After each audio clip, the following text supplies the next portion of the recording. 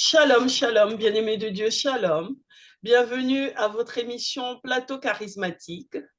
Ce soir, je reçois pour vous l'apôtre Samuel Kwasi. Bonsoir, apôtre. Bonsoir, servant de Dieu. Comment allez-vous ce soir? Bien, merci. Et vous? Amen, amen, ça va par la grâce de Dieu. Amen. Dieu soit loué. Amen. Donc ce soir, vous venez encore pour nous parler de la prière pour l'évangélisation. Oui, nous allons parler de la prière de l'évangélisation, mais précisément, nous allons encore nous axer sur le message de l'évangélisation. Le message de l'évangélisation. Alors, je rappelle que c'est la 10e vidéo que nous enregistrons sur l'évangélisation. C'est ça. C'est ça. OK. Mais nous allons prier pour nous mettre en communion avec le Saint-Esprit. Allons-y. Seigneur, Père éternel, nous te rendons grâce et te bénissons encore je prie, éternel Dieu, toujours que tu bénisses ce moment, Seigneur. cette Bénis opportunité nos que tu bénis nous nos donnes, Seigneur, interprètes, de bénis parler nos de appareils, toi, Seigneur. que toute la gloire te revienne, Que ta que ton nom merveilleuse et soit glorieuse soit célébré, sur nous. que ton nom Que soit ta loué, grâce nous dans le accompagne. nom Que puissant tous de ceux-ci Jésus-Christ de qui Nazareth. écouteront cette À toi émission la gloire, soient à bénis et toi l'honneur, reçoivent quelque à chose toi de la toi. magnificence. Viens Au toucher les nom cœurs éternels afin qu'ils de reçoivent, Seigneur, ce message grâce à toi, Seigneur. d'évangélisation. Bénis ce moment. Nous prions, Seigneur, que Père, les Manifeste-toi, appareils soient Seigneur. sous Prends contrôle. le contrôle. Au nom Prends de le Jésus, contrôle de que le nos vies. réseau, Prends le Seigneur, soit contrôle de fluide. ce qui sera dit. Merci, Seigneur, Au que nom les hommes de soient unis. Jésus-Christ de Nazareth. Bénis ce moment. Bénis ton peuple. Que la gloire te revienne. Au nom de Jésus. Amen. Amen, amen. Alors, apôtre, je vous laisse la parole. Merci, servant de Dieu. Que la grâce de Dieu soit sur vous. Amen, amen. Ouvre davantage de portes à cette émission Plateau charismatique. Amen, amen. Et que Dieu continue d'être restauré, renouvelé, rafraîchi dans la grâce et dans la faveur de notre Seigneur Jésus-Christ. Amen. La parole que Jésus est venu, Moïse est venu avec la loi, mais Jésus est venu avec la grâce et la vérité. La grâce et la vérité. Amen. La grâce continue de manifester dans la vie de son peuple. Amen. Amen. En effet, nous parlerons du message de l'évangélisation. C'est bien beau de voir certaines personnes qui sont engagées, qui sont zélées pour l'évangélisation. Mais l'évangélisation, il y a un message.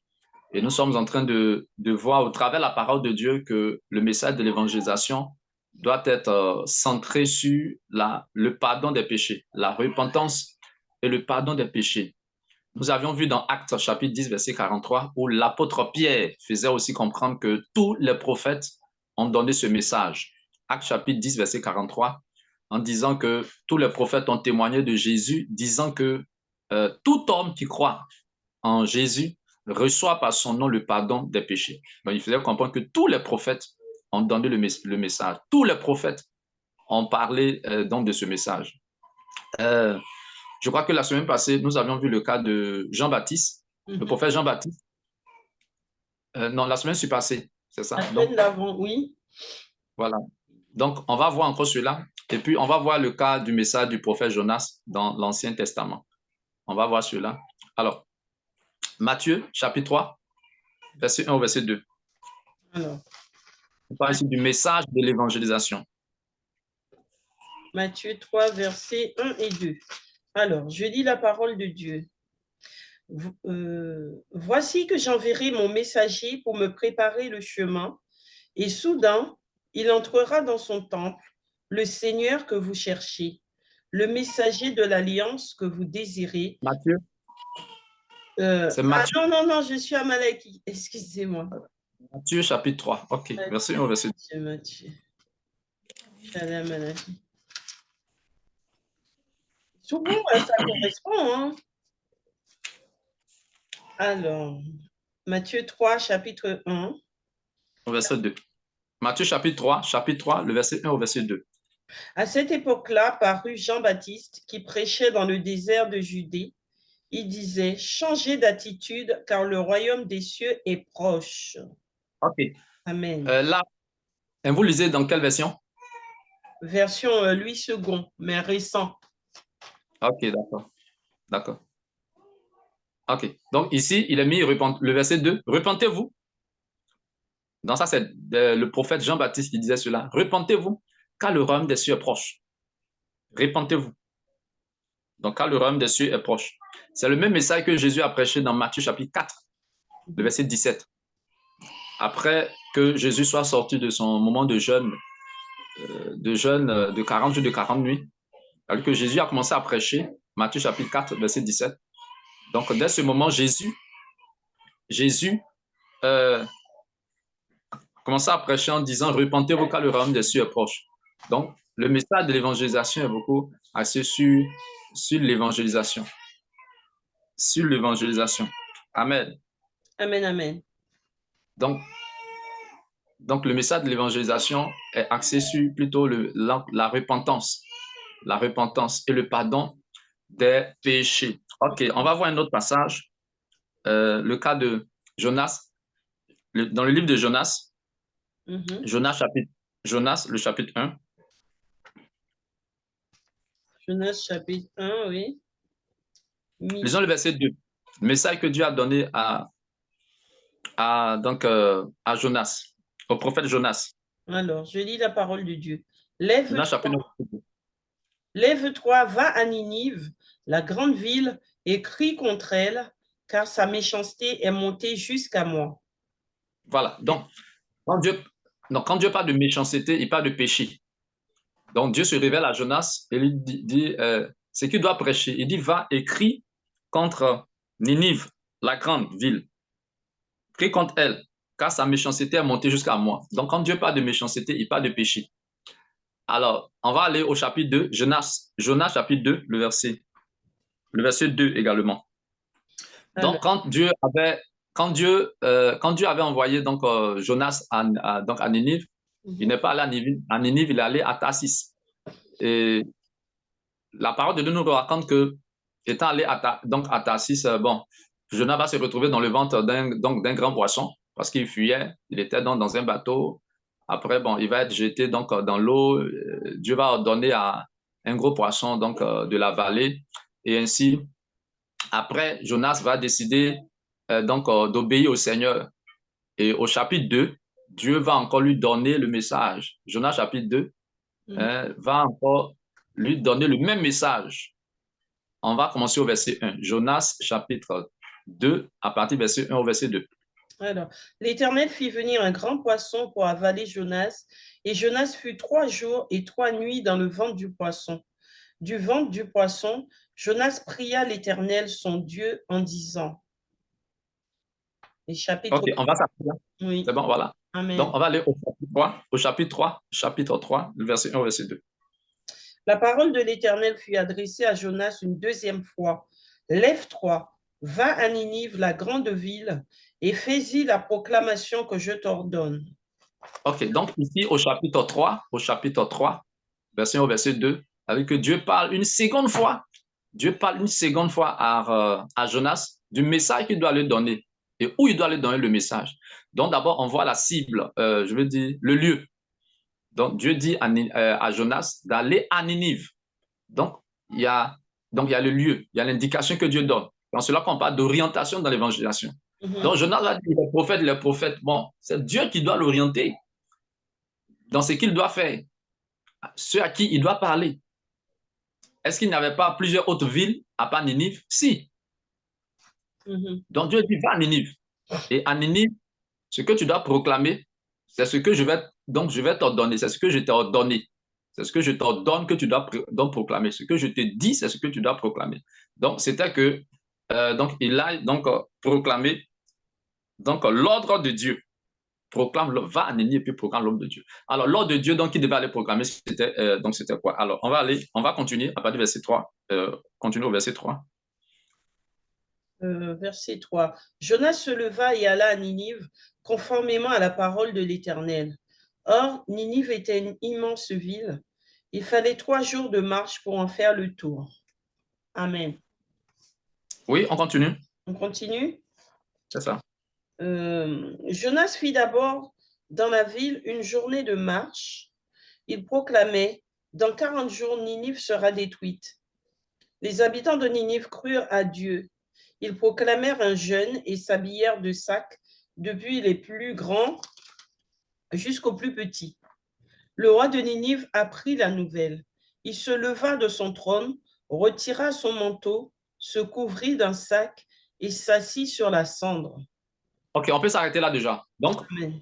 ici, il y a un langage. Se couvrir de sac et s'asseoir dans la cendre, c'est l'image de la repentance. Dans la loi, quand on parle de se couvrir de sac et donc s'asseoir dans la cendre, donc la cendre, c'est l'image donc de la repentance. On s'humilie, c'est comme on vient devant Dieu, on reconnaît les péchés, on reconnaît les fautes, on reconnaît les transgressions, donc on vient devant Dieu pour demander pardon à Dieu. Donc ce sont des symboles qui parlent des signes qui parlent de repentance. Donc en fait, le message que Jonas était parti adresser donc à ce peuple selon l'ordre de Dieu a mené ce peuple à la repentance. Mener ce peuple à la repentance pour le pardon de leurs péchés. Donc, pour dire que le message d'évangélisation n'a pas changé. Depuis l'origine, le message d'évangélisation n'a pas changé depuis l'origine. Alléluia. Il n'a pas changé. Il est le même. Et donc, on va voir, donc on va continuer. On va lire un autre passage avant de revenir à Jonas. Matthieu chapitre 11. Matthieu chapitre 11, le verset 20 et le verset 21. Matthieu chapitre 11, verset 20, verset 21. Jésus va employer ce même langage de cendre et de sac. Alors, Matthieu combien? 11? Matthieu chapitre 11. Verset 20. Alors Jésus se mit à faire des reproches aux villes dans lesquelles avaient eu lieu la plupart de ses miracles, parce qu'elles n'avaient pas changé d'attitude. Malheur à toi, Chorazine, malheur à toi, Bethsaïda, car si les miracles accomplis au milieu de vous l'avaient été dans Tyr et dans Sidon, il y a longtemps que leurs habitants se seraient repentis, habillés d'un sac et assis dans la cendre. OK. Donc, habillés de sac et s'asseoir dans la cendre, c'est le signe, c'est le symbole de la repentance. Donc, Jésus faisait comprendre ici par le message, je ne sais pas si vous me recevez toujours. Si, je vous reçois. OK. Donc, Jésus était en train de faire des reproches. Il dit donc à ces villes-là, dans lesquelles il y avait eu beaucoup de miracles, de guérisons. Et ces miracles et ces guérisons, c'était aussi pour amener ces personnes-là à la repentance, à se repentir, à se tourner vers Dieu, à avoir le pardon de leurs péchés, à se tourner vers Dieu. Mais cela n'a pas été le cas. Donc, Jésus parlait de cela, il leur faisait des reproches. Mais il dit, si ces miracles avaient été faits à Sodome et à Gomorrhe, les gens se seraient repentis en prenant le sac et la cendre. Donc, prendre le sac et la cendre, c'est l'image, c'est le symbole, c'est le signe de la repentance. Je ne sais pas si on se comprend. Donc, quand on revient, quand on revient au livre de Jonas, Jonas chapitre 3, donc quand Jonas est parti donc annoncer le message, il dit encore dans 40 jours, et Ninive sera détruite. Parce que Dieu avait décidé de détruire Ninive à cause de leur méchanceté, en fait, à cause de leur péché. Oui. À cause de leur péché. Donc, Dieu voulait qu'ils parviennent à la repentance. Alors, permettez qu'on continue la lecture de Jonas chapitre 3. Là, nous étions arrêtés, nous allons continuer. Le verset 6. Oui, on s'est arrêté au verset 6, effectivement. Le roi de Ninive apprit la nouvelle, il se leva de son trône, retira son manteau, se couvrit d'un sac et s'assit sur la cendre. Et il fit faire dans Ninive cette proclamation. Par ordre du roi et de ses grands, que les hommes et les bêtes, les bœufs et les brebis ne goûtent de rien, ne mangent pas et ne boivent pas d'eau. Que les hommes et les bêtes soient couverts de sacs, qu'ils crient à Dieu avec force et qu'ils renoncent tous à leur mauvaise conduite et aux actes de violence dont leurs mains sont coupables. Qui sait si Dieu ne se ravisera pas et ne reviendra pas sur sa décision, s'il ne renoncera pas à son ardente colère, de sorte que nous ne mourions pas. Dieu vit ce qu'ils faisaient, il vit qu'ils renonçaient à leur mauvaise conduite. Alors Dieu regretta le mal dont il les avait menacés et ne le fit pas.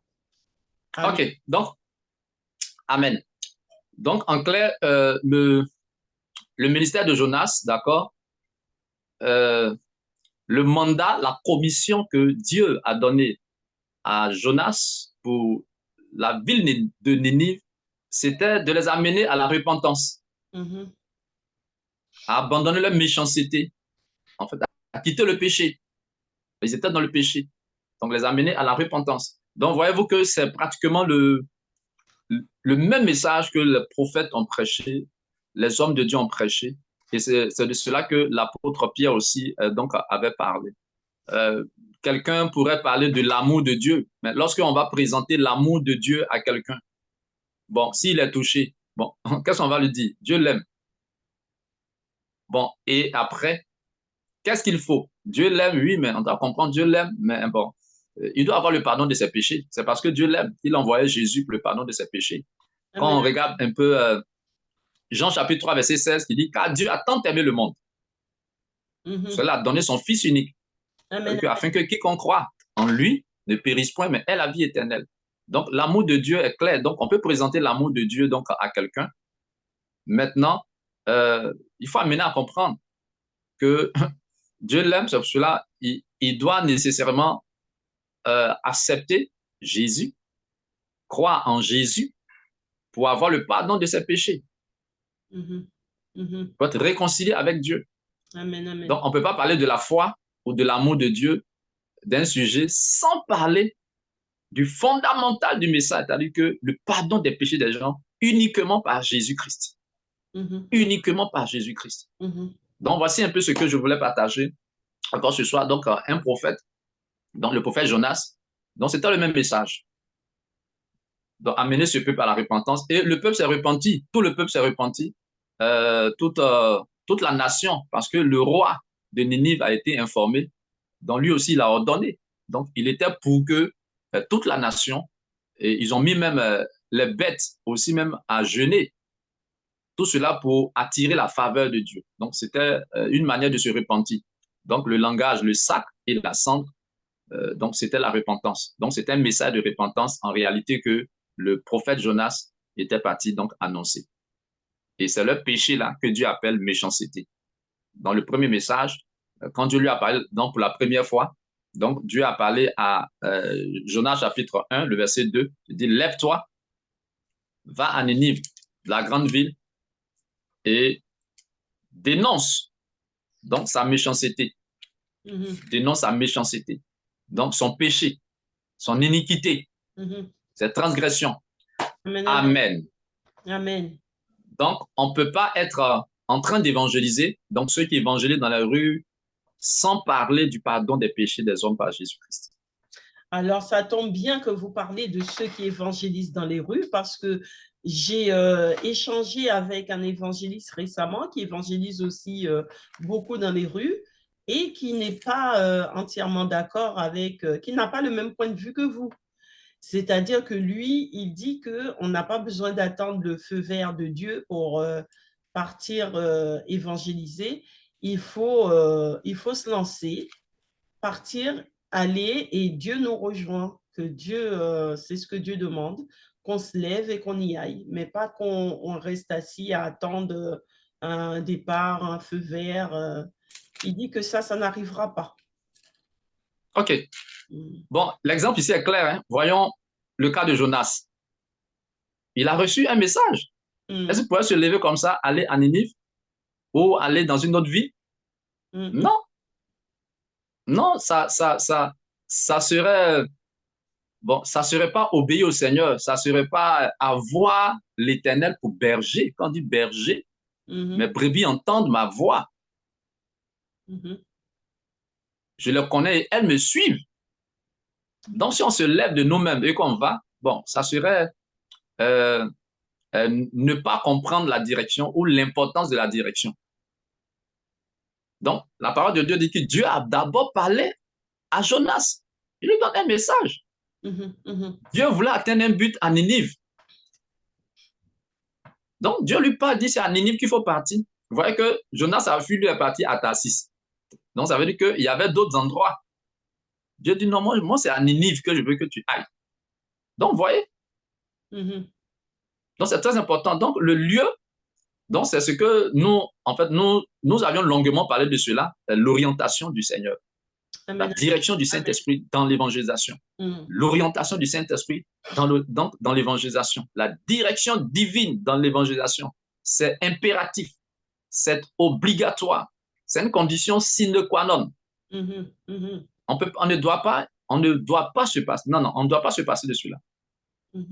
Donc, c'est ce que j'appelle les instructions. Et là même encore, vous voyez, Dieu choisit le lieu, ok. Et puis Dieu lui-même parle du message.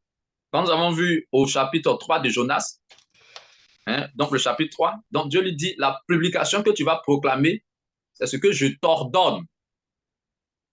Ce que tu vas aller dire, c'est ce que je t'ordonne.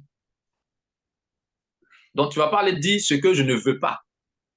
Tu dois dire ce que je veux. Donc, il y a toutes ces exigences qui entrent en ligne de compte dans l'évangélisation, l'orientation. Donc, Dieu doit d'abord parler, d'accord, où on doit partir, à qui on doit parler. Donc là, je parlerai de la cible, donc du message, et puis le message. D'accord. Et donc là, jusque-là, nous sommes en train de voir que normalement, le message est pratiquement le même, qui est la repentance et le pardon des péchés. Amen. Amen. Donc, en quelque sorte, ça nous montre aussi la différence entre l'évangélisation dans la chair et l'évangélisation faite par l'esprit.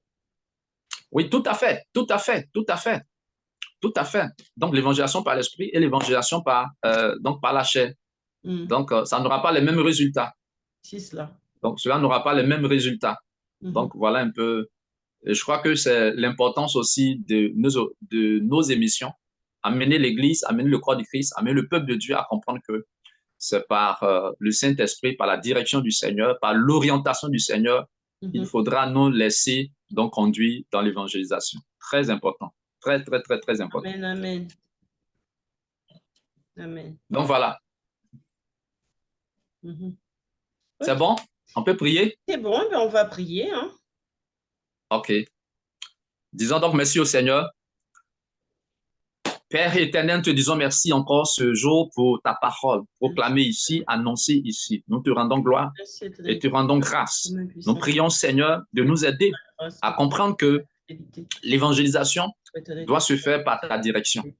Et dans le message, Seigneur, je voudrais que les peuples reçoivent, Seigneur, le pardon de leurs péchés. Et le fondamental du message, c'est d'amener les hommes vers lesquels tu nous envoies, vers lesquels tu nous enverras à la repentance pour le pardon de leurs péchés. Par ton nom, toi, Jésus. Par ton nom, toi, Jésus. Par ton nom, toi, Jésus. Nous prions qu'il en soit ainsi. Éclaire ton peuple, Seigneur. Éclaire ton peuple sur le message de l'évangélisation. Éclaire tes serviteurs sur le message de l'évangélisation. Oui, tel était, Éternel, le message que annonçaient les prophètes et même l'Église primitive, les apôtres, Seigneur. Et nous ne devons pas, Seigneur, déplacer les bornes anciennes. Nous ne devons pas déplacer les bornes anciennes. La borne a été déjà placée. Le fondamental qui est d'annoncer le message de la repentance, le pardon des péchés par ton nom, Jésus-Christ de Nazareth. C'est cela l'évangélisation, pour amener le peuple à la repentance. Et nous avons vu, Seigneur, dans la parabole, oui, de la drachme perdue, la parabole de la brebis perdue, qui parle aussi de la repentance. La parole déclare que pour le pardon des péchés, donc la repentance d'un pécheur apporte la joie dans le ciel. La repentance d'un pécheur apporte la joie dans le ciel.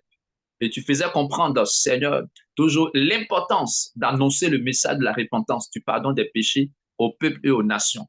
Que toute la gloire te revienne, que ton nom soit célébré. Dans le nom puissant de Jésus-Christ de Nazareth, nous avons prié. Merci pour cette émission. Merci d'ouvrir, Seigneur, les portes, Seigneur, oui, à cette émission. Que toute la gloire te revienne, que le peuple soit touché, que l'Église soit touchée, que l'Église soit éclairée, que ton peuple soit éclairé sur, Seigneur, ton but dans l'évangélisation, qui est d'amener les hommes à la repentance, réconciliés avec toi par Jésus-Christ de Nazareth. Béni sois-tu, Seigneur, au nom de Jésus. Amen. Amen, amen, amen. Amen. Amen. Apôtre, est-ce qu'on peut prier pour nos téléspectateurs, ceux qui nous regardent? Est-ce qu'on peut prier pour que le Seigneur ouvre leur cœur pour pouvoir recevoir ce message d'évangélisation, qu'ils aient cette facilité, cette faculté de pouvoir recevoir le message? Alléluia. Amen. Ouais, très bon sujet de prière. Allons-y, allons-y, allons-y. Très bon sujet de prière. Amen. Donc, prions ainsi, prions ainsi, prions ainsi. Seigneur, nous prions pour tous ceux qui nous suivent tous ceux qui nous suivent dans leur grâce. Ta parole déclare dans Luc 24, le verset 40, Luc 24, le verset 45, que tu as ouvert l'esprit des disciples afin qu'ils comprennent les Écritures. C'est toi qui fais grâce. Ouvre l'intelligence de ton peuple. Ouvre l'intelligence de ceux qui nous suivent à comprendre ta parole, oui, telle qu'elle est annoncée, telle qu'elle est proclamée, telle qu'elle est prêchée. Donne-leur de la comprendre, ta parole. Et ainsi, la délivrance et la libération se passent à leur niveau. Jean 8, verset 32. Je dis, vous connaîtrez la vérité et la vérité vous affranchira. Qu'il en soit ainsi pour eux. Ouvre leur esprit. Seigneur, c'est toi qui as ouvert l'intelligence des disciples afin qu'ils comprennent les Écritures. Ouvre l'intelligence, ouvre l'esprit de ton peuple, de ceux qui nous suivent, des téléspectateurs, au nom de Jésus. Ouvre leur intelligence, ouvre leur esprit à comprendre ta parole, à comprendre ta parole, à comprendre le message qui est annoncé, Seigneur, le message de l'évangélisation, ton but dans l'évangélisation, au nom puissant de Jésus. Enlève les barrières, enlève les obstacles, enlève les ténèbres, enlève l'obscurité, au nom puissant de Jésus-Christ de Nazareth. Merci Seigneur, merci Jésus, que toute la gloire te revienne, que ton nom soit célébré au nom de Jésus. Nous avons prié. Amen.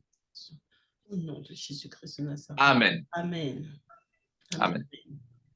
Amen. Gloire à Jésus. Alléluia. Amen, amen. Eh bien, écoutez, apôtre, je vous remercie pour ce bel enseignement, ce temps de prière que vous accordez à chaque fois aux téléspectateurs. Et j'invite tous les téléspectateurs donc à reprendre ces moments de prière, à reprendre ces temps de prière, à travailler, à vous entraîner dans la prière au travers de ces points de prière jusqu'à ce que le Seigneur puisse toucher vos cœurs et qu'il vous ramène dans ce message d'évangélisation, que Dieu puisse vous parler, que vous ayez ce déclic de pouvoir partir, qui vous oriente aussi, parce qu'on a eu des émissions sur l'orientation. Comment est-ce que le Seigneur parle, comment est-ce qu'il vous oriente. Donc, n'hésitez pas à reprendre les différentes vidéos pour pouvoir prier et rechercher ce temps d'évangélisation. Voilà. Je ne sais pas si vous avez encore un sujet de prière, apôtre. Non, c'est tout pour ce soir. C'est tout pour ce soir. Eh bien, écoutez, je vous remercie d'être venu sur le plateau charismatique. Gloire à Jésus. Voilà, je vous dis à bientôt, apôtre. À bientôt, servant de Dieu. À bientôt. Merci à tous les téléspectateurs de nous avoir suivis ce soir. Je vous invite, comme à l'accoutumée, à vous abonner à l'émission Plateau Charismatique. Faites connaître l'émission autour de vous. N'hésitez pas à faire connaître l'émission autour de vous et n'hésitez pas aussi à reprendre les vidéos, à reprendre toutes les prières que nous faisons dans ces vidéos et à prier en famille. Vous pouvez le faire en famille, entre amis, à l'église. N'hésitez pas à reprendre ces thèmes, à retravailler ces thèmes pour pouvoir recevoir ce message d'évangélisation, que le Seigneur puisse vous toucher et vous apporter ce message. Donc, je vous dis à très, très bientôt. À bientôt, apôtre. À bientôt, servant de Dieu. Restez bénis. Soyez bénis. Amen.